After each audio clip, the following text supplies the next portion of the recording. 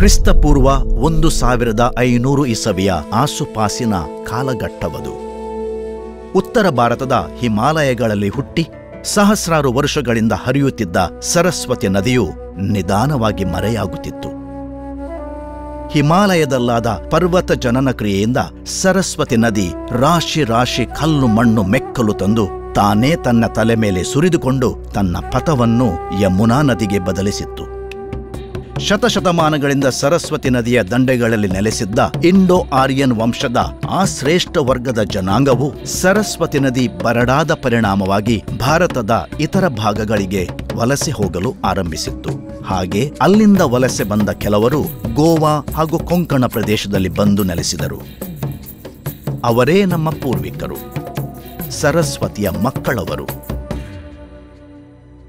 ಇವರಲ್ಲೇ ಕೆಲವರು ಮುಂದಿನ ಶತಮಾನಗಳಲ್ಲಿ ಕರ್ನಾಟಕದ ಕರಾವಳಿಗೆ ಬಂದು ಇಲ್ಲಿ ನೆಲೆಯನ್ನು ಕಂಡುಕೊಂಡರು. 18ನೇ ಶತಮಾನದ ಕಾಲಘಟ್ಟವದು. ಆ ಕಾಲದ ಕೆನರಾ ಪ್ರದೇಶದಲ್ಲಿ ಕೊಂಕಣಿ ಕಥೋಲಿಕರು ದೊಡ್ಡ ಪ್ರಮಾಣದಲ್ಲಿದ್ದು ಇಲ್ಲಿನ ಅತ್ಯಂತ ಪ್ರಭಾವಿ ಶಕ್ತಿಯಾಗಿದ್ದರು. ಶತಮಾನಗಳ ಕಾಲದ ಹಿಂದಿನಿಂದಲೂ ಇಲ್ಲಿ ನೆಲೆಸಿದ್ದ ಇವರು ವಿದ್ಯಾವಂತರು, ಪರಿಶ್ರಮಿಗಳು, ಸ್ನೇಹಜೀವಿಗಳಷ್ಟೇ ಅಲ್ಲದೆ ಆರ್ಥಿಕವಾಗಿಯೂ ಸ್ಥಿತಿವಂತರಾಗಿ ಪ್ರಬಲ ಸಮುದಾಯವಾಗಿ ಮುಂಚೂಣಿಯಲ್ಲಿದ್ದರು. ಧಾರ್ಮಿಕವಾಗಿಯೂ ತುಂಬಾ ಭಯಭಕ್ತಿವಂತರಾಗಿದ್ದ ಇಲ್ಲಿನ ಕೊಂಕಣಿ ಕಥೋಲಿಕ ಸಮಾಜದವರು ಅಂದಿಗೆ ಇಲ್ಲಿ 27 ಚರ್ಚ್ಗಳನ್ನು ನಿರ್ಮಾಣ ಮಾಡಿದ್ದರು. ಮಂಗಳೂರಿನ ರೊಸಾರಿಯೋ ಹಾಗೂ ಮಿಲಾಗ್ರಿಸ್ ಚರ್ಚ್ನ ಜೊತೆ ಹೊನ್ನಾವರ, ಕುಮ್ಟಾ, ಚಂದೋರ್, ಗುಲ್ಮೋನ, ಸುಂಕೇರಿ, ನಗರ್, ಬೈಂದೂರ್, ಗಂಗೊಳ್ಳಿ, ಬಸರೂರ್, ಕುಂದಾಪುರ, ಕಲ್ಯಾಣಪುರ, ಮುಲ್ಕಿ, ಕಿರೆಂ, ಪೆಜಾರ್, ಶಿರ್ವಾ, ಕಾರ್ಕಳ, ಹುಮ್ಸೂರ್, ಬೋಳಾರ್, ಪರಂಗಿಪೇಟೆ, ಉಳ್ಳಾಲ, ಬಂಟ್ವಾಳ, ಮೊಗರ್ನಾಡ್, ಆಗ್ರಾರ್, ಸುರಲ್ ಹಾಗೂ ಬಿದ್ರೆಂ ಚರ್ಚ್ಗಳು ಆ ಸಮಯದಲ್ಲಿ ಕೆನರಾದ ಭಕ್ತಿಯ ಕೇಂದ್ರಗಳಾಗಿದ್ದವು. 1784ನೇ ಇಸವಿಯ ಕ್ರೈಸ್ತರ ತಪಸ್ಸು ಕಾಲದ ಸಮಯವದು. ಕೆನರಾ ಕಥೋಲಿಕರ ಇತಿಹಾಸದ ಕಠೋರ ಭಾಗ ಅಂದು ಆರಂಭವಾಗಲಿತ್ತು. ಅಂದು ಮೈಸೂರು ಸಂಸ್ಥಾನವನ್ನು ಆಳ್ತಾ ಇದ್ದ ದೊರೆಗಳು ಕೆನರಾದ ಎಲ್ಲಾ ಕಥೋಲಿಕರಿಗೆ ಶ್ರೀರಂಗಪಟ್ಟಣಕ್ಕೆ ಕರೆತರಲು ಹಾಗೂ ಇಲ್ಲಿರುವ ಎಲ್ಲಾ ಚರ್ಚ್ಗಳನ್ನು ತೆರವುಗೊಳಿಸಲು ತಮ್ಮ ಅಧಿಕಾರಿಗಳಿಗೆ ಸೂಚನೆ ನೀಡಿದ್ದ ಪರಿಣಾಮವಾಗಿ 40 ದಿನಗಳ ನಂತರ ಮುಗಿಯಬೇಕಿದ್ದ ತಪಸ್ಸು ಕಾಲವು ಇಲ್ಲಿನ ಜನರಿಗೆ ಸುಮಾರು 15 ವರ್ಷಗಳ ಕಾಲ ದೀರ್ಘವಾಗಿ ವಿಸ್ತರಿಸಿತು. 60 ರಿಂದ 80 ಸಾವಿರದಷ್ಟು ಇಲ್ಲಿನ ಕಥೋಲಿಕರು ಶ್ರೀರಂಗಪಟ್ಟಣದತ್ತ ಹೆಜ್ಜೆ ಹಾಕುತ್ತಿರುವಾಗ ಗಂಟೆಗಳ ನಾದವಿಲ್ಲದೆ ತೆರವುಗೊಳಿಸಿದ ಅವರ 26 ಚರ್ಚ್ಗಳ ಪ್ರದೇಶಗಳು ಬಣಗುಟ್ಟುತ್ತಿದ್ದವು. ಸಾವಿರಾರು ಸಂಖ್ಯೆಯಲ್ಲಿನ ಇಲ್ಲಿನ ಜನರು ಶ್ರೀರಂಗಪಟ್ಟಣದ ದಾರಿಯಲ್ಲಿ ಸಾಗುವಾಗ ಹುತಾತ್ಮಗೊಂಡರೆ ಅವರ ಆಸ್ತಿಗಳೆಲ್ಲವೂ ಪರಕೀಯರ ಪಾಲಾದವು. ಆದರೆ ಅದೇ ಸಮಯದಲ್ಲಿ ಮಂಗಳೂರು ನಗರದ ಈಶಾನ್ಯ ಭಾಗದಿಂದ ಸುಮಾರು 35 ಕಿಲೋಮೀಟರ್ ದೂರದ ದಟ್ಟನೆಯ ಕಾನನದ ನಡುವಿನ ಕಣಿವೆ ಪ್ರದೇಶದಲ್ಲಿ ಶತಮಾನಗಳ ಕಾಲದಿಂದ ಇದ್ದ ಈ ಪುರಾತನ ಚರ್ಚ್ ಯಾವುದೇ ಆಕ್ರಮಣಕ್ಕೆ ಒಳಗಾಗದೆ ಹಾಗೂ ತನ್ನ ಒಂದೇ ಒಂದು ಇಟ್ಟಿಗೆ ಕೂಡ ಕದಲಿಸಲು ಅವಕಾಶ ನೀಡದೆ ತಾನಿದ್ದ ಪ್ರದೇಶದಲ್ಲೇ ದಿಟವಾಗಿ ನಿಂತಿತ್ತು. 1784ರಿಂದ 1799ರವರೆಗೆ ಇಡೀ ಕೆನರಾದಲ್ಲಿ ಅಸ್ತಿತ್ವದಲ್ಲಿದ್ದ ಒಂದೇ ಒಂದು ಚರ್ಚ್ ಅಂದರೆ ಇದು ಮಾತ್ರ. ಇದೇ ಸಂತ ಕ್ರೂಸ್ ದೆ ಬಿದ್ರೆಂ ಚರ್ಚ್. ದೂರದ ಪೋರ್ಚುಗಲ್ ದೇಶದ ಚಕ್ರವರ್ತಿಯ ಅಧೀನದಲ್ಲಿದ್ದ ಹಾಗೂ ಅವರು ನೇಮಿಸಿದ್ದ ಗೋವಾದ ಬಿಷಪರ ಪ್ರತಿನಿಧಿಗಳು ವಾಸ ಮಾಡುತ್ತಿದ್ದ ಆ ಕಾಲದ ಪ್ರಮುಖ ಚರ್ಚ್ ಇದು. ಸಾಂತಾ ಕ್ರೂಸ್ ಅಥವಾ ಹೋಲಿ ಕ್ರಾಸ್ ಎಂದು ಕರೆಯಲ್ಪಡುವ ಈ ಚರ್ಚ್ ಸುಮಾರು 4 ಶತಮಾನಗಳಿಗಿಂತ ಅಧಿಕ ಇತಿಹಾಸ ಮಾತ್ರವಲ್ಲ, ಶ್ರೀಮಂತ ಪರಂಪರೆಯನ್ನು ಹೊಂದಿದೆ. ಹೊಸಬೆಟ್ಟು ಚರ್ಚಿಗೆ ನಿಜವಾದ ಹೆಸರು ಬಿದ್ರ್ಯಾ ಚರ್ಚ್. ಯಾಕಂದ್ರೆ ಇಡೀ ಮೂಡುಬಿದ್ರೆ ಸುತ್ತಮುತ್ತಲ ಊರುಗಳಲ್ಲಿ ಯಾವುದೇ ಚರ್ಚ್ ಇರಲಿಲ್ಲ, ಇದೊಂದೇ ಚರ್ಚ್ ಇತ್ತು. ಅದಕ್ಕಾಗಿ ಈ ಚರ್ಚ್ ಅನ್ನು ಬಿದ್ರ್ಯಾ ಚರ್ಚ್ ಅಂತ ಕರೆದರು. ಕಾಲಕ್ರಮೇಣ ಅಲ್ಲಿ ಇರುವಂತಹ ದಾಖಲೆಗಳಲ್ಲಿ ಹೊಸ್ಬೆಟ್ ಎಂಬ ಶಬ್ದವನ್ನು ಹೊಸ್ಪೆಟ್ ಅಂತ ಸಹ ಬರೆದಿದ್ದಾರೆ. ಇದು ಬಹುಶಃ ತರ್ಜುಮೆ ಮಾಡುವಾಗ ಆದಂತಹ ತಪ್ಪಿರಬಹುದು. ಹೊಸ್ಬೆಟ್ನಲ್ಲಿ ಈ ಸಾಂತಾ ಕ್ರೂಸ್ ಚರ್ಚ್ ಯಾವಾಗ ಸ್ಥಾಪನೆ ಆಯಿತು ಅನ್ನುವ ಪ್ರಶ್ನೆಗೆ ಉತ್ತರ ಕಂಡುಕೊಳ್ಳಲು ಹೋದ ನಮಗೆ 1683ನೇ ಇಸವಿಯ ಡಿಸೆಂಬರ್ 11ನೇ ತಾರೀಕು ಮಹತ್ವದ ದಿನವಾಗಿದೆ. ಆವತ್ತು ಮರಾಠ ದೊರೆ ಸಂಭಾಜಿ ಪೋರ್ಚುಗೀಸರ ಅಧೀನದಲ್ಲಿದ್ದ ಗೋವೆಯ ಮೇಲೆ ದಾಳಿ ಮಾಡುತ್ತಾರೆ. ಆಗ ಗೋವೆಯ ಬಾರ್ದೇಸ್, ದಿವಾರ್ ಹಾಗೂ ಸೊರಾವ್ ಪ್ರಾಂತ್ಯದಿಂದ ನೂರಾರು ಕೊಂಕಣಿ ಕಥೋಲಿಕರು ಕೆನರಾದ ಕಡೆಗೆ ವಲಸೆ ಬರುತ್ತಾರೆ. ಆವತ್ತು ಹಾಗೆ ವಲಸೆ ಬಂದ ಜನ ಆರ್ಥಿಕವಾಗಿ ಸ್ಥಿತಿವಂತರು, ವಿದ್ಯಾವಂತರು, ವ್ಯವಹಾರಸ್ಥರು ಹಾಗೂ ನುರಿತ ಕೃಷಿಕರಷ್ಟೇ ಅಲ್ಲ. ಈ ಜನರು ಕೊಂಕಣಿ ಜೊತೆ ಪೋರ್ಚುಗೀಸ್, ಮರಾಠಿ ಮತ್ತು ಅಲ್ಪ ಸ್ವಲ್ಪ ಕನ್ನಡದ ಭಾಷೆಯನ್ನು ಮಾತನಾಡುತ್ತಿದ್ದರು ಅಂತ ಹೇಳಲಾಗಿದೆ. ಹಾಗೆ ವಲಸೆ ಬಂದ ಕೆಲವರಲ್ಲಿ ಮೂಡುಬಿದ್ರೆ ತಲುಪಿದಾಗ ಇಲ್ಲಿನ ಚೌಟ ರಾಣಿ 2ನೇ ಚೆನ್ನಮ್ಮ ದೇವಿಯವರು ಅವರನ್ನು ಇವತ್ತಿನ ಮೂಡುಬಿದಿರೆ ಪಟ್ಟಣದ ಸುಮಾರು 6 ಕಿಲೋಮೀಟರ್ ದೂರದಲ್ಲಿರುವ ಹೊಸಬೆಟ್ಟುವಿನ ಕಣಿವೆಗಳಲ್ಲಿ ಬೇಸಾಯ ಮಾಡಲು ಜಾಗವನ್ನು ತೋರಿಸಿದ್ದರು ಅಂತ ಇತಿಹಾಸಕಾರರು ನಂಬುತ್ತಾರೆ. ಹಾಗಾಗಿ ಹೊಸಬೇಟ್ನಲ್ಲಿ ಸುಮಾರು 1684ರ ವೇಳೆಗೆ ಇಲ್ಲಿ ಇಗರ್ಜಿ ನಿರ್ಮಾಣವಾಗಿರಬಹುದಂತ ಒಂದು ಅಂದಾಜು ಇದೆ. ಆದರೆ ಇದಕ್ಕಿಂತ ಮೊದಲೇ ಇಲ್ಲಿ ಕೊಂಕಣಿ ಕ್ರೈಸ್ತರು ನೆಲೆಗೊಂಡು ಇಲ್ಲಿ ಚರ್ಚ್ ನಿರ್ಮಾಣ ಆಗಿರುವ ಸಾಧ್ಯತೆಗಳನ್ನು ತಳ್ಳಿ ಹಾಕುವಂತಿಲ್ಲ. ಕೆನರಾದ ಕಥೋಲಿಕರ ಬಗ್ಗೆ ಸಂಶೋಧನೆ ಮಾಡಿರುವ ಇತಿಹಾಸಕಾರ ವಂದನೀಯ ಡಾಕ್ಟರ್ ಪಿಯೂಸ್ ಫಿಡೆಲಿಸ್ ಪಿಂಟೋ ಕೂಡ ಇಲ್ಲಿನ ಚರ್ಚ್ಗೆ 400 ವರ್ಷಕ್ಕಿಂತ ಅಧಿಕ ಇತಿಹಾಸ ಇದೆ ಅಂತ ಒಪ್ಪುತ್ತಾರೆ. 16ನೇ ಶತಮಾನದ ಉತ್ತರ ಭಾಗದಲ್ಲಿ ಗೋವೆಯಿಂದ ಕೊಂಕಣಿ ಕ್ರೈಸ್ತರು ಕರಾವಳಿಗೆ ಧಾರ್ಮಿಕ, ರಾಜಕೀಯ, ಆರ್ಥಿಕ, ಸಾಂಸ್ಕೃತಿಕ ಹಾಗೂ ಇತರ ಕಾರಣಗಳಿಂದ ವಲಸೆ ಬಂದರು. ಈ ಭಾಗದಲ್ಲಿ ಕೊಂಕಣಿ ಕ್ರೈಸ್ತರು 1684ರಲ್ಲಿ ಅವರ ನೆಲೆಯು ಭದ್ರವೂರಿತು. 1570ರಲ್ಲಿ ಬಿಜಾಪುರದ ಸುಲ್ತಾನ ಗೋವೆಯ ಮೇಲೆ ದಾಳಿ ಮಾಡಿದ್ದಾಗ 1574ನೇ ಇಸವಿಯಲ್ಲಿ ಸಾವಿರಾರು ಕೊಂಕಣಿ ಕಥೋಲಿಕರು ಕೆನರಾಕ್ಕೆ ವಲಸೆ ಬಂದಿದ್ದರು. ಅವರಲ್ಲಿ ಕೆಲವರು ಮೂಡಬಿದ್ರೆಗೆ ಬಂದು ಹೊಸಬೇಟ್ನಲ್ಲಿ ನೆಲೆಸಿರುವ ಸಾಧ್ಯತೆಗಳು ಅಧಿಕವಾಗಿವೆ. ಆ ಸಮಯದಲ್ಲೇ ಇಲ್ಲಿ ಒಂದು ಚರ್ಚ್ ನಿರ್ಮಾಣ ಆಗಿರಬಹುದಂತ ಕೆನರಾ ಕಥೋಲಿಕರ ಇತಿಹಾಸವನ್ನು ಅಧ್ಯಯನ ಮಾಡಿರುವ ತಜ್ಞರು ಅಭಿಪ್ರಾಯ ವ್ಯಕ್ತಪಡಿಸುತ್ತಾರೆ. ಹೊಸಬೇಟ್ನಲ್ಲಿದ್ದ ಸಾಂತಾ ಕ್ರೂಸ್ ದೆ ಬಿದ್ರೆಮ್ನ ಮೊದಲು ಇದ್ದ ಕಟ್ಟಡ ಈಗ ಇರುವ ಚರ್ಚ್ ಕಟ್ಟಡದ 200 ಯಾರ್ಡ್ ದೂರದ ಕಣಿವೆ ಪ್ರದೇಶದಲ್ಲಿತ್ತು. ಈ ಇಗರ್ಜಿಯಲ್ಲಿ 1814ರಂದು ಈ ಧರ್ಮ ಕೇಂದ್ರದಲ್ಲಿ ಬಹುಕಾಲ ಧರ್ಮಗುರುಗಳಾಗಿ ಸೇವೆ ಸಲ್ಲಿಸಿದ ಪೋರ್ಚುಗಲ್ ದೇಶದ ಫಾದರ್ ಬೆನೆಡಿಕ್ಟ್ ರೇಸ್ ದೆ ಟ್ರಿನಿದಾದ್ ಅವರನ್ನು ಇಲ್ಲಿ ಇದ್ದ ಇಗರ್ಜಿಯ ಒಳಗೆ ಸಮಾಧಿ ಮಾಡಲಾಗಿತ್ತು. ಕರಾವಳಿ ಕರ್ನಾಟಕದ ಕೊಂಕಣಿ ಕ್ರೈಸ್ತರಿಗೆ ಈ ಒಂದು ಸ್ಥಳ ಐತಿಹಾಸಿಕ ಸ್ಥಳವಾಗಿದೆ. ಏಕೆಂದರೆ ಇಲ್ಲಿ ಈ ಸ್ಥಳದಲ್ಲಿ ಕ್ರೈಸ್ತರು 400 ವರ್ಷಗಳ ತೆಗೂ ಮುಂಚೆ ನೆಲೆಸಿದ್ದರು ಅಂತಕ್ಕೆ ಪುರಾವೆ ಈ ಸ್ಥಳ ನಮಗೆ ಕೊಡ್ತಾ ಇದೆ. ಖಂಡಿತವಾಗಿ ಈ ಸ್ಥಳ ಕೆನರಾ ಕಥೋಲಿಕರಿಗೆ ತುಂಬಾ ಮಹತ್ವದಾಗಿದೆ. ಈ ಸ್ಥಳದಲ್ಲಿ ಇದ್ದ ಚರ್ಚ್ ಒಂದನ್ನು ಬಿಟ್ಟು ಕೆನರಾದಲ್ಲಿದ್ದ ಮಿಕ್ಕ ಎಲ್ಲ ಚರ್ಚ್ಗಳು ಆವತ್ತಿನ ಮೈಸೂರು ಸುಲ್ತಾನನ ದಾಳಿಗೆ ಬಲಿಯಾಗಿದ್ದವು. ಶ್ರೀರಂಗಪಟ್ಟಣದ ಸೈನಿಕರು ಆವತ್ತು ಕೆನರಾ ಕಥೋಲಿಕರನ್ನು ಆಕ್ರಮಣ ಮಾಡುವ ಮೊದಲೇ ಇಲ್ಲಿನ ಎಲ್ಲಾ ಪಾದ್ರಿಗಳನ್ನು ಗೋವಾಕ್ಕೆ ಗಡೀಪಾರು ಮಾಡಿದ್ದರು. ಮಾರು ವೇಷದಲ್ಲಿದ್ದ 3 ಪಾದ್ರಿಗಳು ಶ್ರೀರಂಗಪಟ್ಟಣಕ್ಕೆ ಹೋಗುವ ದಾರಿಯಲ್ಲಿ ಸಾವನ್ನಪ್ಪಿದರು. ದೊಡ್ಡ ಸಂಗತಿ ಅಂದ್ರೆ ಇಡೀ ಕೆನರಾದಲ್ಲಿ 1784ರಿಂದ 1799ರವರೆಗೆ ಪಾದ್ರಿಗಳು ನೆಲೆಗೊಂಡು ಧಾರ್ಮಿಕ ವಿಧಿವಿಧಾನಗಳನ್ನು ನಡೆಸುತ್ತಿದ್ದ ಒಂದೇ ಒಂದು ಚರ್ಚ್ ಅಂದ್ರೆ ಹೊಸಪೇಟ್ನ ಸಾಂತಾ ಕ್ರೂಸ್ ದೆ ಬಿದ್ರೆಮ್ ಮಾತ್ರ. ಇಡೀ 18ನೇ ಶತಮಾನದಲ್ಲಿ ಕೆನರಾ ಪ್ರದೇಶವನ್ನು ನೋಡಿದರೆ ಕೇವಲ ಒಂದು ಸ್ಥಳ ಎಲ್ಲಿ ಧರ್ಮಗುರುಗಳು ಇದ್ರು ಅಂತ ಹೇಳಿದರೆ ಅದು ಹೊಸಬೆಟ್ಟು. ಹಾಗೂ ಈ ಧರ್ಮ ಪ್ರಾಂತ್ಯದಲ್ಲಿ 1776ರಿಂದ 90ರ ತನಕ ಗೋವಾದ ಪಾದ್ರಿಯಾದಂತಹ ಮಥಾಯಸ್ ಡೆ ಫಾನ್ಸೆಕಾ ಡೆ ಗ್ರಾಸಾ ಇವರು ಸುದೀರ್ಘವಾದ ಸೇವೆಯನ್ನ ಸಲ್ಲಿಸಿದ್ದಾರೆ.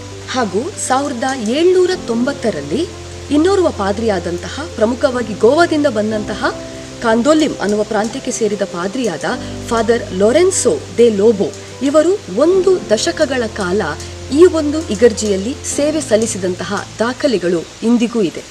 ಕೆನರಾದ ಎಲ್ಲ ಚರ್ಚ್ಗಳನ್ನು ಧ್ವಂಸ ಮಾಡಿದ್ದ ಶ್ರೀರಂಗಪಟ್ಟಣದ ದೊರೆಗಳು ಈ ಒಂದು ಚರ್ಚನ್ನು ಕೆಡವದೇ ಇದ್ದ ಕಾರಣವೇನು? ಈ ಬಗ್ಗೆ ರೋಚಕವಾದ ಸಂಗತಿಗಳಿವೆ. ಇಲ್ಲಿಯ ಕ್ರೈಸ್ತರು ವೀಳ್ಯದೆಲೆ ಕೃಷಿಕರಾಗಿದ್ದರು. ಈ ವೀಳ್ಯದೆಲೆ ತುಂಬ ಪ್ರಸಿದ್ಧವಾಗಿತ್ತು. ಮೂಡುಬಿದಿರೆಯ ಚೌಟ ಅರಸರಿಗೆ ಕೂಡ ಇದು ತುಂಬ ಇಷ್ಟವಿತ್ತು. ಮೂಡುಬಿದಿರೆ ಚೌಟರ ಅರಸರು ಹಾಗೂ ಹೈದರಾಲಿ ಟಿಪ್ಪು ಸುಲ್ತಾನ್ ಅವರೊಂದಿಗೆ ಒಳ್ಳೆಯ ಸಂಬಂಧವಿತ್ತು. ಹೊಸಪೇಟ್ನ ಕಣಿವೆಗಳಲ್ಲಿ ಅಂದು ಬೆಳೆಯಲಾಗುತ್ತಿದ್ದ ವೀಳ್ಯದೆಲೆಗಳು ಬರೇ ಮೂಡುಬಿದಿರೆಗೆ ಮಾತ್ರವಲ್ಲ, ಇಡೀ ಮೈಸೂರು ಸಂಸ್ಥಾನದಲ್ಲೇ ಪ್ರಸಿದ್ಧಿಯಾಗಿದ್ದವು.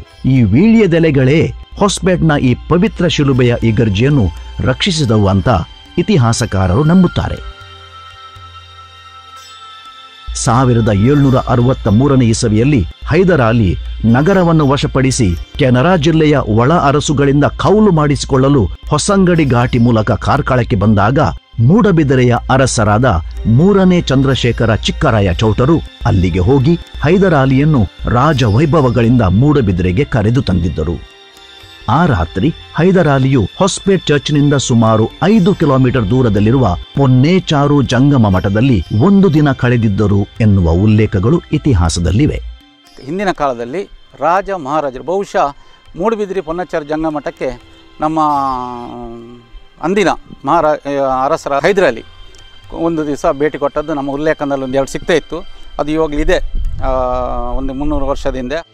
ಹೀಗೆ ಮೈಸೂರು ಸಂಸ್ಥಾನದ ದೊರೆಗಳ ಜೊತೆ ಇದ್ದ ಉತ್ತಮ ನಂಟಿನಿಂದಾಗಿ 1784ನೇ ಇಸವಿಯಲ್ಲಿ ಟಿಪ್ಪುವಿನ ಸೈನಿಕರು ಹೊಸಪೇಟ್ ಚರ್ಚನ್ನು ಕೆಡವಲು ಬಂದಾಗ ಅಂದಿನ ಮೂಡಬಿದಿರೆಯ ಅರಸರಾದ 5ನೇ ಚಂದ್ರಶೇಖರ ಚಿಕ್ಕರಾಯ ಚೌಟರು ಮಧ್ಯಪ್ರವೇಶಿಸಿ ಈ ಚರ್ಚನ್ನು ರಕ್ಷಿಸಿದ್ದರು ಎಂದು ಹೇಳಲಾಗುತ್ತದೆ. ಹೊಸಬೆಟ್ಟು ಚರ್ಚಿಗೂ ಮೂಡುಬಿದಿರೆ ಚೌಟರ ಅರಮನೆಗೂ ಬಹಳ ವರ್ಷದಿಂದ ಒಂದು ಉತ್ತಮ ಸಂಬಂಧವಿದೆ. ಇದಕ್ಕೆ ಮುಖ್ಯ ಕಾರಣ 1783ರಿಂದ 1822ರವರೆಗೆ ಆಳ್ವಿಕೆ ಮಾಡ್ತಾ ಇದ್ದ ಚೌಟ ಅರಸರಾದ ಚಂದ್ರಶೇಖರ ಚಿಕ್ಕರಾಯ ಚೌಟರವರು. ಇವರು ಈ ಹೊಸಬೆಟ್ಟು ಚರ್ಚನ್ನು ರಕ್ಷಿಸಿರುತ್ತಾರೆ. ಈ ಒಂದು ಉಪಕಾರ ಸ್ಮರಣೆಯನ್ನು ಚರ್ಚಿನವರು ಇಂದಿಗೂ ನೆನಪಿಸಿಕೊಂಡು ನಮ್ಮ ಚೌಟರ ಅರಮನೆಗೂ ಹೊಸಬೆಟ್ಟಿಗೂ ಚರ್ಚಿಗೂ ಉತ್ತಮ ಒಂದು ಸಂಬಂಧವನ್ನು ಇಟ್ಟುಕೊಂಡು ಬಂದಿದ್ದಾರೆ. ಶ್ರೀರಂಗಪಟ್ಟಣದ ಸೈನಿಕರೇನೂ ಈ ಹೊಸಪೇಟ್ ಚರ್ಚನ್ನು ಕೆಡವಲಿಲ್ಲ. ಆದರೆ ಈ ಧರ್ಮ ಕೇಂದ್ರದ ಹಲವರನ್ನು ಬಂಧಿಸಿ ಶ್ರೀರಂಗಪಟ್ಟಣಕ್ಕೆ ಕೊಂಡೊಯ್ದ ಬಗ್ಗೆ ದಾಖಲೆಗಳಿವೆ. ಇವರಲ್ಲಿ ಪ್ರಮುಖ ಹೆಸರು ಅಂದರೆ ಆ ಕಾಲದ ಹೊಸಪೇಟ್ನ ಮಿರೋನ್ ಅಥವಾ ಸ್ಯಾಕ್ರಿಸ್ಟನ್. ಶ್ರೀರಂಗಪಟ್ಟಣದ ಕೋಟೆಯಲ್ಲಿ ನಮ್ಮ ಪೂರ್ವಿಕರು ಕ್ರೈಸ್ತ ಧರ್ಮದಿಂದ ವಿಮುಖರಾಗುವ ಕಠಿಣ ಪರಿಸ್ಥಿತಿ ಬಂದರೂ ರಹಸ್ಯವಾಗಿ ಈ ಜನಗಳಲ್ಲಿ ಪ್ರಭು ಯೇಸು ಕ್ರಿಸ್ತರ ಬಗ್ಗೆ ವಿಶ್ವಾಸವನ್ನು ಜೀವಂತವಾಗಿ ಇರಿಸಲು ಹಾಗೂ ಅವರ ಧರ್ಮಶ್ರದ್ಧೆಯನ್ನು ಜಾಗೃತಿಗೊಳಿಸಲು ಹೊಸಪೇಟ್ನ ಮಿರೋನ್ರವರು ಶ್ರಮಿಸಿದರು ಅಂತ ದಾಖಲೆಗಳು ಹೇಳುತ್ತವೆ. ಪಾದ್ರಿಗಳು ಇಲ್ಲದ ಸಂದರ್ಭದಲ್ಲಿ ಶ್ರೀರಂಗಪಟ್ಟಣದಲ್ಲಿ ಜನಿಸಿದ ಹೊಸ ಶಿಶುಗಳಿಗೆ ಮಿರೋನ್ರವರು ಗುಟ್ಟಾಗಿ ಜ್ಞಾನಸ್ನಾನ ನೀಡುತ್ತಿದ್ದರು ಅಂತ ಇತಿಹಾಸದಲ್ಲಿ ದಾಖಲಾಗಿದೆ. ಇಂಗ್ಲಿಷರು ಹಾಗೂ ಅವರ ಮಿತ್ರ ಪಡೆಗಳೊಡನೆ 1792ನೇ ಇಸವಿಯಲ್ಲಿ ನಡೆದ 3ನೇ ಆಂಗ್ಲೋ ಮೈಸೂರು ಯುದ್ಧದಲ್ಲಿ ಟಿಪ್ಪುವಿಗೆ ಭಾರೀ ಹಿನ್ನಡೆಯಾಯಿತು. ಫೆಬ್ರವರಿ 6, 1792ರಲ್ಲಿ ಬ್ರಿಟಿಷರ ಸೇನೆಯು ಶ್ರೀರಂಗಪಟ್ಟಣಕ್ಕೆ ಮುತ್ತಿಗೆ ಹಾಕಿದ್ದಾಗ ಟಿಪ್ಪುವಿನ ಗುಲಾಮ ಸೇನಾ ತುಕಡಿಯ ಸುಮಾರು 700 ಜನರು ಕೂರುಗ್ ಅಥವಾ ನಾವು ಕೊಡಗು ಅನ್ನುವ ಪ್ರದೇಶದಲ್ಲಿ ತಲೆಮರೆಸಿಕೊಂಡಿತ್ತು. ಅವರೆಲ್ಲರೂ 1784 ಇಸವಿಯಲ್ಲಿ ಬಂಧಿತರಾಗಿದ್ದ ಕೆನರಾ ಕಥೋಲಿಕರಾಗಿದ್ದರು. ಕ್ರೈಸ್ತ ಧರ್ಮದಿಂದ ವಿಮುಖರಾಗಿ ಸುನ್ನತೀಕರಣಗೊಂಡ ತರಬೇತು ಸೈನಿಕರಾಗಿದ್ದ ಅವರಲ್ಲಿ ಬಹುತೇಕರು ಈ ಬಿದ್ರೆಮ್ ಅಥವಾ ಹೊಸಪೇಟ್ ಧರ್ಮಕೇಂದ್ರಕ್ಕೆ ಸೇರಿದ್ದ ಪ್ರಜೆಗಳಾಗಿದ್ದರು. ಅಂದಿನ ಕೊಡಗಿನ ರಾಜ ದೊಡ್ಡ ವೀರರಾಜೇಂದ್ರ ಕೂಡ ಕೆಲವು ಸಮಯ ಇವರ ಜೊತೆ ಸೆರೆಮನೆಯಲ್ಲಿದ್ದರು. ಹಾಗೆ ತಪ್ಪಿಸಿಕೊಂಡು ಬಂದ ಈ ಜನರಿಗೆ ಹಾಗೂ ಅವರ ಕುಟುಂಬದವರಿಗೆ ದೊಡ್ಡ ವೀರರಾಜೇಂದ್ರ ದೊರೆಗಳು ಕೊಡಗಿನಲ್ಲಿ ವೀರರಾಜೇಂದ್ರ ಪೇಟೆ ಅನ್ನುವ ಹೊಸ ಪಟ್ಟಣವನ್ನು ನಿರ್ಮಿಸಿ ಜಾಗವನ್ನು ಹಾಗೂ ಅಂಗಡಿಗಳನ್ನು ನೀಡಿದ್ದರು. ಅಲ್ಲಿಯೇ ಅವರು ಕೊಟ್ಟ ಜಾಗದಲ್ಲಿ ಸಂತ ಅನ್ನರವರ ಚರ್ಚ್ ಒಂದನ್ನು ನಿರ್ಮಿಸಿದ ಇಲ್ಲಿನ ಜನರಿಗೆ ಗೋವಾದ ಪದ ಜುವಾವದ ಕಾಸ್ಟ ಅನ್ನುವವರು ಆಧ್ಯಾತ್ಮಿಕ ಗುರುಗಳಾಗಿದ್ದರು. ಹೀಗೆ ಕರ್ನಾಟಕದಲ್ಲಿ ಇವತ್ತು ಇರುವ ಬೃಹತ್ ಹಾಗೂ ಪ್ರಾಚೀನ ಚರ್ಚ್ಗಳಲ್ಲಿ ಇನ್ನೊಂದಾಗಿರುವ ಕೊಡಗಿನ ವಿರಾಜಪೇಟೆಯ ಸಂತ ಅನ್ನರವರ ದೇವಾಲಯವನ್ನು 1792ರಲ್ಲಿ ನಿರ್ಮಿಸಲು ಈ ಬಿದ್ರೆಮ್ ಚರ್ಚ್ನಿಂದ ಶ್ರೀರಂಗಪಟ್ಟಣದಲ್ಲಿ ಬಂಧಿತರಾಗಿ ಅಲ್ಲಿಂದ ತಪ್ಪಿಸಿಕೊಂಡು ವೀರರಾಜೇಂದ್ರ ಪೇಟೆ ಅಥವಾ ನಾವು ಇವತ್ತು ವಿರಾಜಪೇಟೆ ಅನ್ನುವ ಪಟ್ಟಣದಲ್ಲಿ ನೆಲೆಸಿದ್ದ ಈ ಧರ್ಮ ಕೇಂದ್ರದ ಪೂರ್ವಿಕರು ಮಹತ್ವವಾದ ಪಾತ್ರವನ್ನು ವಹಿಸಿದ್ದರು ಅನ್ನುವುದು ಇಲ್ಲಿನ ಜನರಿಗೆ ತಮ್ಮ ಪೂರ್ವಜರ ಧರ್ಮಶ್ರದ್ಧೆಯ ಬಗ್ಗೆ ಹೆಮ್ಮೆ ಮೂಡಿಸುತ್ತದೆ.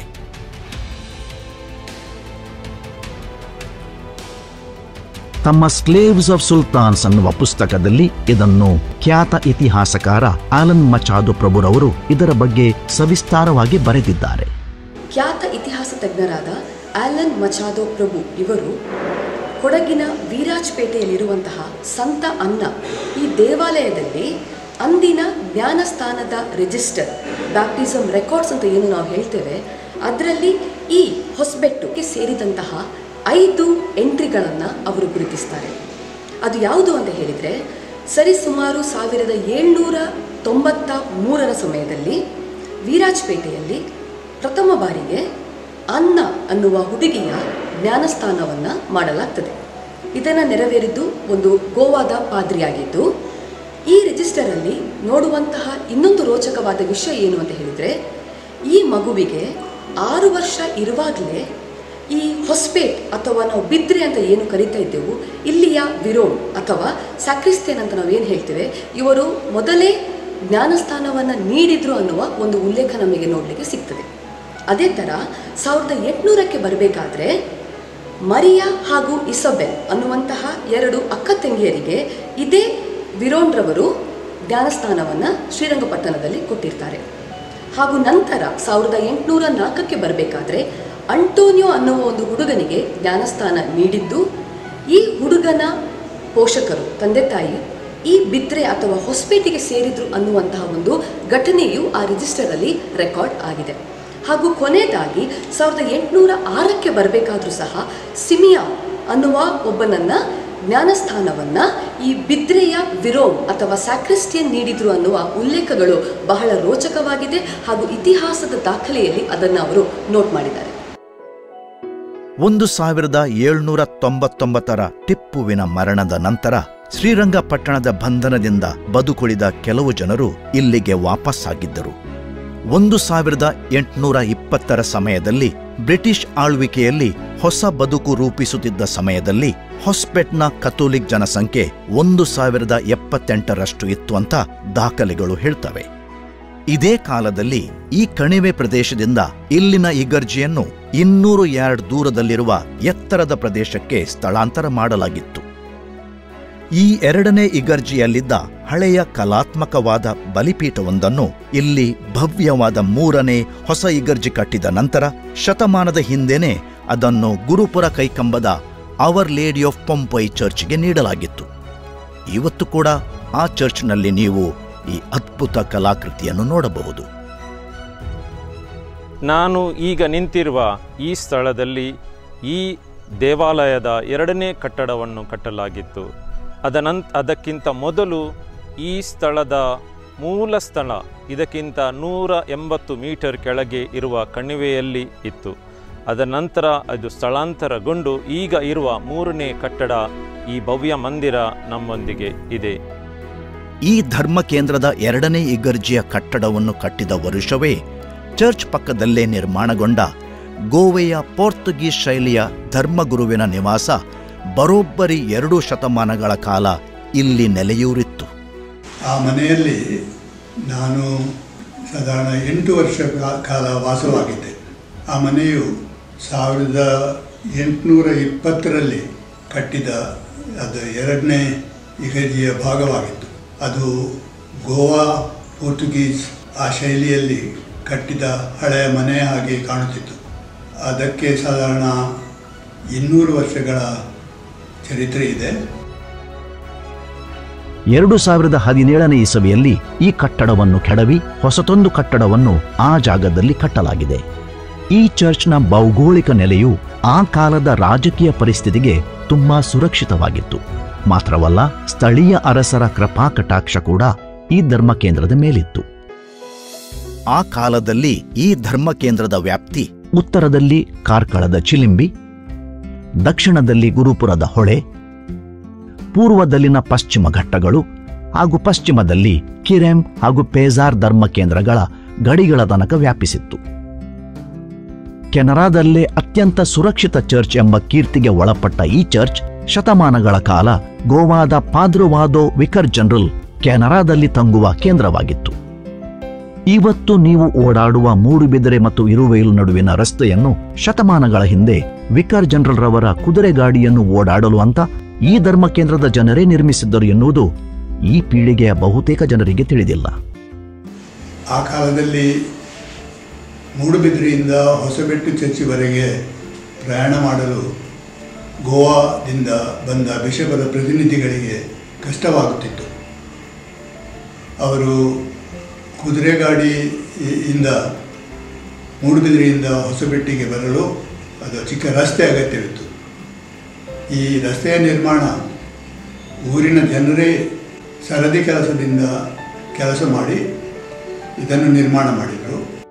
ಪಾದ್ರುವಾದೋಗೆ ಸೇರಿದ್ದ ಹೊಸ್ಬೇಡ್ನ ಪವಿತ್ರ ಶಿಲುಬೆಯ ಚರ್ಚ್ಗೆ ಪರ್ಯಾಯವಾಗಿ 19ನೇ ಶತಮಾನದ ಕೊನೆಯಲ್ಲಿ ಈ ಇಗರ್ಜಿ ಇರುವ ಸ್ಥಳದಿಂದ 12 ಕಿಲೋಮೀಟರ್ ದೂರದಲ್ಲಿ ಇದೇ ಧರ್ಮ ಕೇಂದ್ರಕ್ಕೆ ಸೇರಿದ್ದ ತಾಕೋಡೆ ಎಂಬ ಪ್ರದೇಶದಲ್ಲಿ ರೋಮ್ ಆಡಳಿತದ ಪ್ರೊಪಗಾಂದ ಫೀದೆಯವರು ಪವಿತ್ರ ಶಿಲುಬೆಯ ಇನ್ನೊಂದು ಇಗರ್ಜಿಯನ್ನು ನಿರ್ಮಿಸುತ್ತಾರೆ.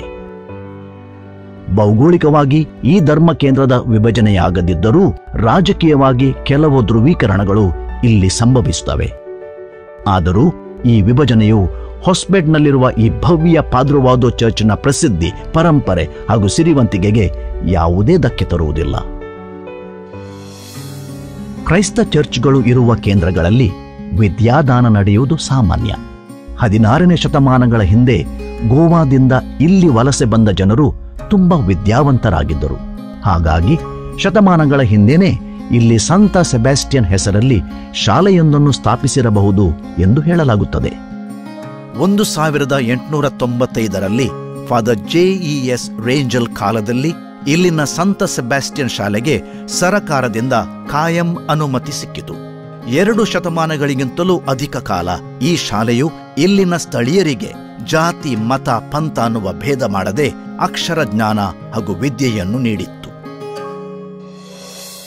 1887 ಫೆಬ್ರವರಿ 16ರಂದು ಈ ಹೊಸ್ಪೇಟ್ ಧರ್ಮ ಕೇಂದ್ರವು ಪೋರ್ಚುಗಲ್ ಹಾಗೂ ಗೋವಾದ ಪಾದ್ರುವಾದೋ ಆಡಳಿತದಿಂದ ಮುಕ್ತಗೊಂಡು ಮಂಗಳೂರು ಧರ್ಮ ಪ್ರಾಂತ್ಯದ ಅಧೀನಕ್ಕೆ ಸೇರುತ್ತದೆ. ಫಾದರ್ ಜೇಕಬ್ ಸಿಕ್ವೇರಾ 1901 ಇಸವಿಯಲ್ಲಿ ಮಂಗಳೂರು ಧರ್ಮ ಪ್ರಾಂತ್ಯದ ಮೊದಲ ಧರ್ಮ ಗುರುಗಳಾಗಿ ಇಲ್ಲಿ ನೇಮಕಗೊಳ್ಳುತ್ತಾರೆ. ತದನಂತರ ಈ ವಿಶಾಲವಾದ ಧರ್ಮ ಕೇಂದ್ರದ ವಿಭಜನೆಗಳು ಆರಂಭವಾಗುತ್ತವೆ. 1912ನೇ ಇಸವಿಯಲ್ಲಿ ಸ್ಥಾಪಿತವಾದ ಫೆರಾರ್ನ ಸೆಂಟ್ ಫ್ರಾನ್ಸಿಸ್ ಝೇವಿಯರ್ ಚರ್ಚ್, 1913ನೇ ಇಸವಿಯಲ್ಲಿ ಪಾಲಾಡ್ಕದ ಸೆಂಟ್ ಇಗ್ನೇಷಿಯಸ್ ಲೋಯಲಾ ಚರ್ಚ್ಗಳಿಗಾಗಿ ಹೊಸ್ಪೇಟ್ನ ಚರ್ಚ್ನ ಪ್ರದೇಶಗಳನ್ನು ಸೇರಿಸಲಾಗುತ್ತದೆ. ಪೋರ್ಚುಗಲ್ ಚಕ್ರವರ್ತಿಯ ಅಧೀನದಲ್ಲಿದ್ದ ಹೊಸ್ಪೇಟ್ನ ಪುರಾತನ ಪಾದ್ರುವಾದೋ ಚರ್ಚ್ಗೆ ಸಮಾಂತರವಾಗಿ ಕಟ್ಟಿದ ರೋಮ್ನ ಪ್ರೊಪಗಾಂದ ಫೀದೆಗೆ ಸೇರಿದ್ದ ತಾಕೋಡೆಯ ಹೊಸ ಚರ್ಚ್ನ ಗಡಿಗಳನ್ನು 1914ನೇ ಇಸವಿಯಲ್ಲಿ ನಿಗದಿಪಡಿಸಿ ಅದನ್ನು ಹೊಸ್ಪೇಟ್ ಚರ್ಚ್ನ ಭೌಗೋಳಿಕ ವಲಯದಿಂದ ಮುಕ್ತಗೊಳಿಸಲಾಗುತ್ತದೆ. 1928ನೇ ಇಸವಿಯಲ್ಲಿ ಶಿರ್ತಾಡಿಯ our lady of mount Carmel church, 1929ನೇ ಇಸವಿಯಲ್ಲಿ ಮೂಡಬಿದ್ರೆಯ ಅಲಂಗಾರ್ನ our lady of the rosary church, 1958ನೇ ಇಸವಿಯಲ್ಲಿ ಕುಪ್ಪೆ ಪದವಿನ immaculate heart of Mary church, 1971ನೇ ಇಸವಿಯಲ್ಲಿ ಮೂಡಬಿದ್ರೆ ಪಟ್ಟಣದ ಕಾರ್ಪಸ್ ಕ್ರಿಸ್ತಿ ಚರ್ಚ್. ಇವುಗಳೆಲ್ಲ ರೂಪುಗೊಂಡದ್ದು ಈ ಹೊಸ್ಪೇಟ್ ಚರ್ಚ್ನ ಭಾಗದಿಂದಲೇ. ಇಂದು ಇರುವ ಮೂಡುಬಿದಿರೆ ವಲಯದ ಎಲ್ಲಾ ಹೊಸ ಚರ್ಚ್ಗಳು ಹಾಗೂ ಮೂಡುಬಿದಿರೆ ವಲಯದ ಅಕ್ಕಪಕ್ಕದ 10 ಹೊಸ ಚರ್ಚ್ಗಳು ಒಂದು ಕಾಲದಲ್ಲಿ ಈ ಹೊಸ ಬೆಟ್ಟಿನ ಪವಿತ್ರ ಶಿಲುಬೆಯ ಧರ್ಮ ಕೇಂದ್ರದ ಭಾಗವಾಗಿದ್ದವು ಎಂಬುದು ಇಲ್ಲಿನ ಜನರಿಗೆ ಇದು ಹೆಮ್ಮೆಯ ವಿಷಯ. 20ನೇ ಶತಮಾನದಲ್ಲಿ ಮಂಗಳೂರು ಧರ್ಮ ಪ್ರಾಂತ್ಯದಲ್ಲೇ ಅತ್ಯಂತ ಶ್ರೀಮಂತ ಚರ್ಚ್ಗಳಲ್ಲಿ ಒಂದಾಗಿದ್ದ ಹೊಸ್ಪೇಟ್ ಧರ್ಮ ಕೇಂದ್ರಕ್ಕೆ ಭವ್ಯ ಹಾಗೂ ಸುಂದರ ಹೊಸ ಕಟ್ಟಡ ಕಟ್ಟಲು 1904ರಲ್ಲಿ ಇಲ್ಲಿನ ಧರ್ಮಗುರುಗಳಾಗಿದ್ದ ಖಜೆಟನ್ ಪಿರರವರು ನಿರ್ಧಾರ ಮಾಡುತ್ತಾರೆ. ಖ್ಯಾತ ವಿನ್ಯಾಸಕಾರ ಫಾದರ್ ದಿಯಾಮಂತಿ ಎಸ್.ಜೆ. ಅವರು ಈ ಹೊಸ ಕಟ್ಟಡದ ನೀಲನಕ್ಷೆಯನ್ನು ತಯಾರಿಸುತ್ತಾರೆ. ಅದ್ಭುತವಾದ ಗಾಥಿಕ್ ಶೈಲಿಯ ವಿನ್ಯಾಸದ ಜೊತೆ ಬೃಹತಾದ ಗೋಪುರದೊಡನೆ ಈ ವಿಶಾಲವಾದ ಕಟ್ಟಡವನ್ನು ಕಟ್ಟಲು ನಿರ್ಣಯಿಸಲಾಗುತ್ತದೆ. 1905ನೇ ಇಸವಿಯ ಅಕ್ಟೋಬರ್ 1ರಂದು ಇದರ ಶಿಲಾನ್ಯಾಸ ನಡೆಯುತ್ತದೆ. ಭಾರೀ ಆಳದ ಅಡಿಪಾಯದೊಂದಿಗೆ ಫಾದರ್ ದಿಯಾಮಂತಿ ಹಾಗೂ ಫಾದರ್ ಜಿಯೋವಾನ್ನಿ ಇವರ ಮಾರ್ಗದರ್ಶನದಲ್ಲಿ ಹೊಸ ಕಟ್ಟಡದ ಕಾಮಗಾರಿಯು ಭರದಿಂದ ನಡೆಯುತ್ತದೆ. ಇಲ್ಲಿನ ಜನರೇ ಸೇರಿಕೊಂಡು ಇಲ್ಲಿಗೆ ಸಮೀಪದಲ್ಲಿರುವ ಪುಚ್ಚುಮೊಗರು ನದಿಯ ಮರುಳನ್ನು ಹೊತ್ತು ತಂದು ಹಾಗೂ ಕೊನ್ನೆ ಪದವಿನ ಕೆಂಪು ಕಲ್ಲುಗಳ ಗಣಿಗಳಿಂದ ಕಲ್ಲುಗಳನ್ನು ಕೊರೆದು ಅವುಗಳನ್ನು ಸಾಗಿಸಲು ಹೊಸತೊಂದು ರಸ್ತೆಯನ್ನು ಮಾಡಿ ಈ ಇಗರ್ಜಿ ನಿರ್ಮಾಣ ಮಾಡಲು ಸಹಕರಿಸುತ್ತಾರೆ. ಈ ಚರ್ಚ್ಗೆ ಬೇಕಾದ ಚಪ್ಪಡಿ ಕಲ್ಲುಗಳನ್ನು ದೂರದ ಕಾರ್ಕಳದಿಂದ ಬಿರು ಬಿಸಿಲಿನಲ್ಲಿ ಎತ್ತಿನ ಗಾಡಿಗಳ ಮುಖಾಂತರ ತರಲಾಗುತ್ತದೆ. ಮರಳು, ಬೆಲ್ಲ ಹಾಗೂ ಸುಣ್ಣವನ್ನು ಬಳಸಿ ಈ ಚರ್ಚ್ನ ಗಾರೆ ಕೆಲಸವನ್ನು ಮಾಡಲಾಗುತ್ತದೆ. ಇಲ್ಲಿಯ ಜನರು ತಂದ ಬೃಹತ್ ಕಲ್ಲುಗಳನ್ನು ಇಗರ್ಜಿಯ 3 ಗೋಪುರದ ಎತ್ತರದಲ್ಲಿ ಜೋಡಣೆ ಮಾಡಲು ಅವರು ಮಾಡಿದ ಕೆಲಸ, ಅವರ ಸಾಹಸ, ಪರಿಶ್ರಮ, ಬುದ್ಧಿವಂತಿಕೆ ಈಗಿನ ಜನರು ಯೋಚಿಸಲು ಸಾಧ್ಯವಾಗದ ಕೆಲಸವದು. ಈ ನಡುವೆ ಧರ್ಮಗುರುಗಳಾದ ಕಜೆಟನ್ ಪಿರೆರರವರು ಅಸ್ವಸ್ಥಗೊಂಡು ದೈವಾಧೀನರಾದ ಪರಿಣಾಮ ಈ ಭವ್ಯ ಕಟ್ಟಡದ ನಿರ್ಮಾಣಕ್ಕೆ ಭಾರೀ ಹಿನ್ನಡೆಯಾಗುತ್ತದೆ. ಆದರೂ ಮುಂದೆ ಇಲ್ಲಿ ಧರ್ಮಗುರುಗಳಾಗಿ ಬಂದ ಫಾದರ್ ರೊಸೇರಿಯೋ ಪಿ ಬಿಲ್ವಿಸ್ ರವರು ಚರ್ಚ್ನ ಮೂಲ ನೀಲನಕ್ಷೆ ಹಾಗೂ ವಾಸ್ತುಶೈಲಿಯನ್ನು ಕೊಂಚ ಮಾರ್ಪಾಡು ಮಾಡಿ ಈ ಹೊಸ ಕಟ್ಟಡದ ನಿರ್ಮಾಣವನ್ನು ಪೂರ್ಣಗೊಳಿಸುತ್ತಾರೆ. ಬೃಹತ್ ಗೋಪುರ ನಿರ್ಮಾಣದ ಯೋಜನೆಯನ್ನು ಕೈಬಿಟ್ಟು ಅದಕ್ಕಾಗಿ ಮೀಸಲಿಟ್ಟ ಪ್ರದೇಶವನ್ನು ಹಲಗೆಗಳಿಂದ ಮುಚ್ಚಿದ್ದನ್ನು ನೀವು ಈಗಲೂ ನೋಡಬಹುದು. ಈ ಇಗರ್ಜಿಯನ್ನು ಅಂದಿನ ಮಂಗಳೂರು ಧರ್ಮ ಪ್ರಾಂತ್ಯದ ಧರ್ಮಾಧ್ಯಕ್ಷರಾಗಿದ್ದ reverend doctor A Cavadini S ಜೆಯವರು ಫೆಬ್ರವರಿ 7, 1909 ಇಸವಿಯಲ್ಲಿ ಆಶೀರ್ವಚನ ಮಾಡುತ್ತಾರೆ.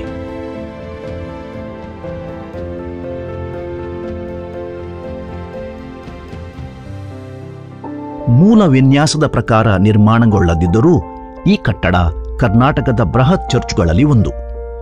3 ದಿಕ್ಕುಗಳಲ್ಲಿ ಬೃಹತ್ ಗೋಪುರಗಳನ್ನು ಹೊಂದಿರುವ ಈ ಚರ್ಚ್ ಆಕರ್ಷಣೀಯ ಗಾಥಿಕ್ ಹಾಗೂ ರೋಮನ್ ಶೈಲಿಯಲ್ಲಿ ನಿರ್ಮಾಣಗೊಂಡಿದೆ.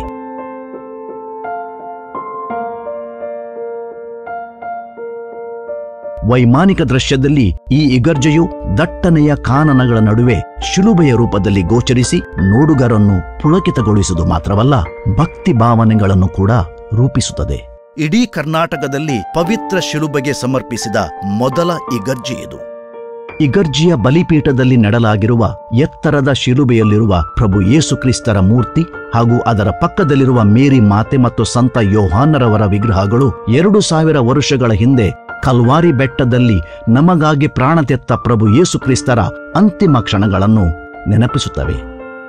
ಈ ಬಲಿಪೀಠದ ಸುತ್ತಲೂ ಹಾಗೂ ಮೇಲ್ಭಾಗದಲ್ಲಿ ಮರದಿಂದ ಕೆತ್ತಲ್ಪಟ್ಟ ವಿಶಿಷ್ಟ ವಿನ್ಯಾಸದ ಕಲಾಕೃತಿಗಳು ನೋಡುಗರ ಮನಸ್ಸನ್ನು ಸೂರೆಗೊಳ್ಳುತ್ತವೆ. ಪ್ರಧಾನ ಬಲಿಪೀಠದ ಇಕ್ಕೆಲಗಳಲ್ಲಿ ಭವ್ಯವಾದ ಪೀಠಗಳಿದ್ದು, ಎಡಬದಿಯಲ್ಲಿರುವ ಪೀಠದಲ್ಲಿ ದೊಡ್ಡದಾದ ಯೇಸುವಿನ ಪ್ರತಿಮೆಯನ್ನು ಸ್ಥಾಪಿಸಲಾಗಿದೆ. ಬಲಬದಿಯಲ್ಲಿರುವ ಪೀಠದಲ್ಲಿ ಸಂತ ಸೆಬಾಸ್ಟಿಯನರ ವಿಗ್ರಹವನ್ನು ಸ್ಥಾಪಿಸಲಾಗಿದೆ. ಹೊಸ್ಪೇಟ್ನ ಈ ಚರ್ಚ್ನಲ್ಲಿ ಸಂತ ಸೆಬಾಸ್ಟಿಯನ್ ರವರಿಗೆ ವಿಶಿಷ್ಟವಾದ ಸ್ಥಾನವಿದೆ. ಶತಮಾನಗಳ ಹಿಂದೆ ಹಬ್ಬಿದ ಮಾರಕ ಸಾಂಕ್ರಾಮಿಕ ರೋಗದಿಂದ ತಮ್ಮನ್ನು ರಕ್ಷಿಸಲು ಇಲ್ಲಿನ ಜನರು ಸಂತ ಸೆಬಾಸ್ಟಿಯನರಿಗೆ ಹರಕೆ ಹೊತ್ತಿದ್ದರು ಅನ್ನುವ ಪ್ರತೀತಿ ಇದೆ. ಇದರ ಸ್ಮರಣಾರ್ಥವಾಗಿ ಇಲ್ಲಿ ವರ್ಷಂಪ್ರತಿ ನವೆಂಬರ್ ತಿಂಗಳ ಪ್ರಥಮ ಮಂಗಳವಾರ ಭಯಭಕ್ತಿಗಳಿಂದ ಸಂತ ಸೆಬಾಸ್ಟಿಯನರ ಹಬ್ಬವನ್ನು ಸಂಭ್ರಮದಿಂದ ಆಚರಿಸಲಾಗುತ್ತದೆ. ಈ ಚರ್ಚ್ನ ದೊಡ್ಡ ವೈಶಿಷ್ಟ್ಯ ಅಂದರೆ ಕಥೋಲಿಕರಿಗೆ ಸಂಬಂಧಪಟ್ಟ 20 ಸ್ಮರಣಿಕೆಗಳು. ಶತಮಾನಗಳ ಹಿಂದೆನೇ ಈ ಪ್ರಾಚೀನ ಹಾಗೂ ಐತಿಹಾಸಿಕ ಸ್ಮರಣಿಕೆಗಳನ್ನು ಇಲ್ಲಿ ಸಂರಕ್ಷಿಸಿ ಇಟ್ಟಿದ್ದರು. ಇದರಲ್ಲಿ ಪ್ರಮುಖವಾಗಿ ಪ್ರಭು ಯೇಸುವನ್ನು ಏರಿಸಿದ ಶಿಲುಬೆಯ ತುಂಡು, ಯೇಸುವಿನ ತಾಯಿ ಮಾತೆ ಮರಿಯಮ್ಮನವರಿಗೆ ಸಂಬಂಧಿಸಿದ ಸ್ಮರಣಿಕೆ, ಕಲ್ವಾರಿ ಬೆಟ್ಟ ಹಾಗೂ ಗೆತ್ಸೆಮನೆಯ ಪ್ರಾಚೀನ ಸ್ಮರಣಾ ವಸ್ತುಗಳು ಇಲ್ಲಿ ಇವೆ. ಇದರ ಜೊತೆ ಸಂತ ಬೊನಿಫಸ್, ಸಂತ ಫ್ರಾನ್ಸಿಸ್ ಝೇವಿಯರ್, ಸಂತ ವಿಕ್ಟರ್, ಸಂತ ಬೆನೆಡಿಕ್ಟ್, ಸಂತ ಅಲೋಷಿಯಸ್ ಗೊನ್ಜಾಗಾ, ಸಂತ ಇಗ್ನೇಷಿಯಸ್ ಲೊಯೋಲಾ, ಸಂತ ಜಾನ್ ಬ್ಯಾಪ್ಟಿಸ್ಟ್, ಸಂತ ಜಸ್ಟಿನ್, ಸಂತ ಗ್ರೇಷಿಯನ್, ಸಂತ ಫ್ರಾನ್ಸಿಸ್ ಅಸ್ಸಿಸಿ, ಸಂತ ಲಾರೆನ್ಸ್, ಸಂತ ಅಗಸ್ಟಿನ್, ಸಂತ ಫ್ಯಾಬಿಯನ್, ಸಂತ ಫೆಲಿಸಿತಾ, ಸಂತ ಅರ್ಸುಲಾ ಹಾಗೂ ಆವಿಲದ ಸಂತ ತೆರೆಜಮ್ಮನವರ ಸ್ಮರಣಿಕೆಗಳು ಈ ಧರ್ಮ ಕೇಂದ್ರವನ್ನು ಆಧ್ಯಾತ್ಮಿಕ ಕೇಂದ್ರ ಹಾಗೂ ಪುಣ್ಯಕ್ಷೇತ್ರವನ್ನಾಗಿ ಮಾಡಿವೆ. ಸರಿಸುಮಾರು 4 ಶತಮಾನಗಳ ಇತಿಹಾಸ, ಅದರೊಂದಿಗೆ ಇಲ್ಲಿ ಇರುವ 20 ಸ್ಮರಣಿಕೆಗಳು, ಇದಕ್ಕೆ ನಾವು ಇಂಗ್ಲಿಷಲ್ಲಿ ರೆಲಿಕ್ಸ್ ಅಂತ ಹೇಳುತ್ತೇವೆ. ಇಲ್ಲಿ ಮಧ್ಯಭಾಗದಲ್ಲಿ ನಾವು ನೋಡುತ್ತೇವೆ ಪ್ರಭು ಯೇಸು ಕ್ರಿಸ್ತರು ಹೊತ್ತು ಪ್ರಾಣತೆತ್ತ ಶಿಲುಬೆಯ ತುಂಡು ಇದರಲ್ಲಿದೆ. ಇದರೊಂದಿಗೆ 19 ರಿಲಿಕ್ಸ್ಗಳು, ಸಂತರ ಮತ್ತು ಇತರ ವಸ್ತುಗಳು. ಪ್ರಾಯಶಃ ಕರ್ನಾಟಕ ರಾಜ್ಯದಲ್ಲಿ ಇಷ್ಟೊಂದು ಸ್ಮರಣಿಕೆಗಳು ಇರುವ ಚರ್ಚ್ ಬೇರೊಂದು ಇಲ್ಲ ಎಂದು ನನಗನಿಸುತ್ತದೆ. ಈ ಇಗರ್ಜಿಯ ಸೌಂದರ್ಯ ಇಷ್ಟಕ್ಕೆ ಮಾತ್ರ ಸೀಮಿತವಾಗಿಲ್ಲ. ಪ್ರಧಾನ ಬಲಿಪೀಠದ ಎರಡೂ ಅಂಚಿನಲ್ಲಿ ಪ್ರತಿಷ್ಠಾಪಿಸಿರುವ ವಿವಿಧ ಸಂತರ ಪ್ರತಿಮೆಗಳು ಹಾಗೂ ಕಲಾಕೃತಿಗಳು ಭಕ್ತಿಯ ಅಲೆಯನ್ನೇ ಸೃಷ್ಟಿಸುತ್ತವೆ. ಹಿಂದಿನ ಕಾಲದಲ್ಲಿ ನವಜಾತ ಶಿಶುಗಳಿಗೆ ಜ್ಞಾನ ಸ್ನಾನ ನೀಡಲೆಂದೇ ಇದ್ದ ಈ ಪೀಠವಂತೂ ಮನಮೋಹಕವಾಗಿದೆ.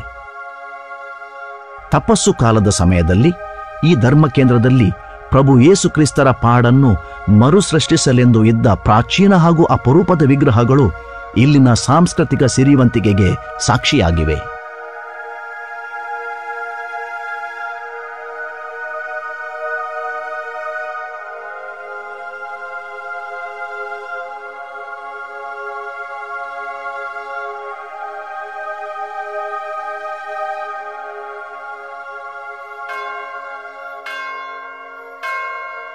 ಹೊಸಬೆಟ್ಟು ಚರ್ಚಿನ ಮತ್ತೊಂದು ವೈಶಿಷ್ಟ್ಯವೆಂದರೆ ಶತಮಾನಗಳ ಹಿಂದೆ ಯುರೋಪಿನಿಂದ ತಂದು ಅಳವಡಿಸಿದ 3 ಬೃಹತ್ ಗಂಟೆಗಳು.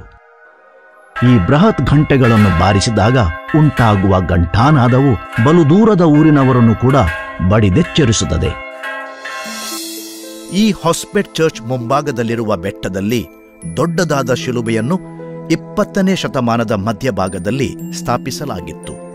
ಕೊಂಕಣಿಯಲ್ಲಿ ಇದನ್ನು ಕುರ್ಸಾಗೊಡೋ ಅಂತ ಕರೆದು ತಪಸ್ಸು ಕಾಲದಲ್ಲಿ ಕಲ್ವಾರಿ ಬೆಟ್ಟದಲ್ಲಿ ಶಿಲುಬೆಗೇರಿಸಿದ ಪ್ರಭು ಯೇಸು ಕ್ರಿಸ್ತರ ನೆನಪು ಮಾಡಲಾಗುತ್ತದೆ.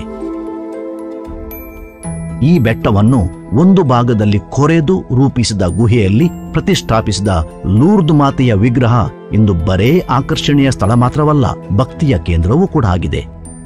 ಈ ಧರ್ಮ ಕೇಂದ್ರದ ಮುಕುಟದಲ್ಲಿರುವ ಕಿರೀಟದ ಇನ್ನೊಂದು ಗರಿ ಅಂದರೆ the Benedictine sisters of divine providence ಎಂಬ ಕ್ರೈಸ್ತ ಸನ್ಯಾಸಿನಿಯವರ ಮಠ.